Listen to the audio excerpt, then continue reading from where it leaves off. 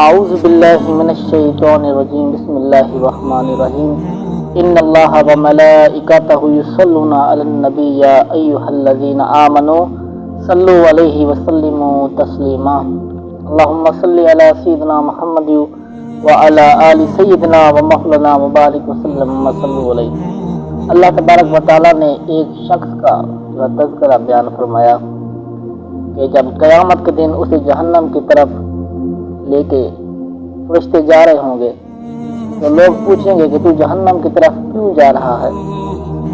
تو وہ کہے گا کہ میں دنیا میں نماز نہیں پڑھا کرتا تھا، تو اس لیے آج مجھے جہنم کے اندر جو ہے وہ ڈالا جا رہا ہے۔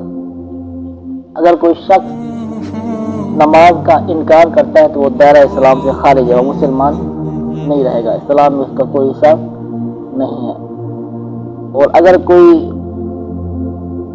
سستی کی وجہ سے نماز نہیں پڑھتا، اللہ کے حکم کو جانتا ہے کہ نماز ہمارے پر فرض ہے، اس کا تمسخر نہیں اڑاتا، اس کا مذاق نہیں کرتا، اللہ کے حکم کو جانتا ہے کہ نماز فرض ہے اور سستی کی وجہ سے جو ہے وہ نماز نہیں پڑھتا، تو اس کے بارے میں علماء کی جو ہے وہ مختلف آراء ہے۔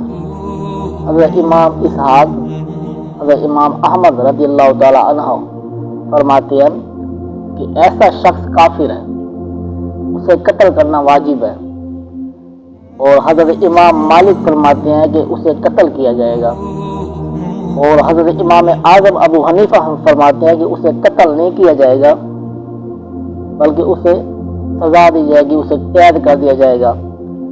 اگر وہ توبہ کر لیتا ہے تو اسے رہا کیا جائے گا، اگر توبہ نہیں کرتا تو پھر اسے قید رکھا جائے گا۔ حضور نبی رحمت شفیع دو عالم صلی اللہ علیہ وآلہ وسلم نے ارشاد فرمایا کہ جس نے 3 جمعے سستی کی وجہ سے چھوڑ دیے، بنا کسی عذر کے جمعہ کو چھوڑا، تو اس کا نام منافقوں کی لسٹ میں جو ہے وہ لکھ دیا جائے گا۔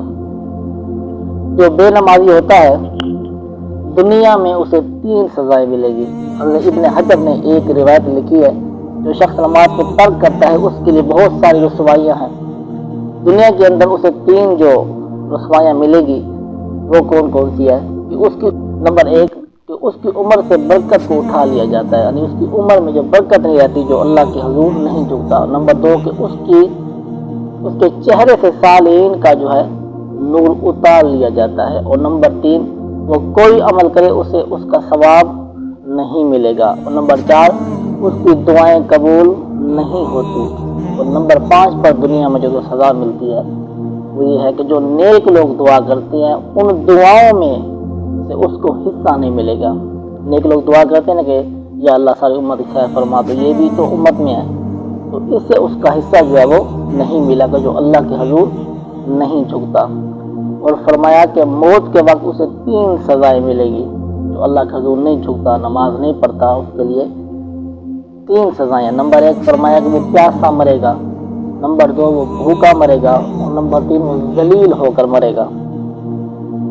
اور اس کے بعد فرمایا کہ قبر میں بھی اسے 3 سزائیں ملے گی۔ فرمایا کہ ایک تو اس کی قبر کو تنگ کر دیا جائے گا، جس کے بارے فرمایا گیا کہ ادھر کی پسلیاں ادھر، ادھر کی پسلیاں ادھر ہو جائے گی، قبر کی دیواروں کو جو ہے وہ ملا دیا جائے گا، تو یہ بے نمازی کے لیے قبر کے اندر عذاب ہے۔ اور دوسرا فرمایا کہ اس کی قبر میں جو ہے ایک ایسا سانپ مسلط کیا جائے گا جو اس بے نمازی کو، اس شخص کو ڈنگ مارے گا تو وہ 70 گز زمین کے اندر پیوست ہو جائے گا، تو یہ وہ ڈنگ مارتا رہے گا، اوپر آئے گا پھر مارے گا، تو اس کے ساتھ یہ چیزیں چلتی رہے گی۔